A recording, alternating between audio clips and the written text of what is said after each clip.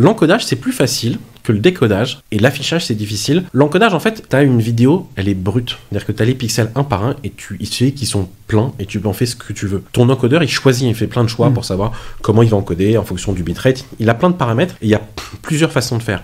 Le décodage, c'est plus compliqué, parce qu'en fait, tu dois être exact. C'est-à-dire que tu as une vidéo en entrée, il n'y a qu'une bonne façon de décoder, il n'y en a pas deux. Et donc, il faut être parfait dans tous les cas, même quand les encodeurs ne respectent pas les spécifications. J'ai envie de te dire, même le décodage, après il faut gérer le fait qu'il y a souvent des données qui sont abîmées, ce qui a été une des raisons pour laquelle VLC était connu, c'est que c'était capable de lire des vidéos qui étaient abîmées très très tôt. Une fois que tu as ça, il faut être capable de les afficher. Et là, en fait, tu arrives sur la complexité de, t'es sous Mac, t'es sous PC, t'as 28 000 cartes graphiques, t'as des milliards de drivers plus ou moins bons, t'es sur téléphone, voilà. Et des bugs, en fait, des cartes graphiques, moi j'en ai des centaines, donc en plus tu dois aussi travailler autour de tous ces trucs-là, et juste afficher une vidéo, c'est pas aussi simple que ça.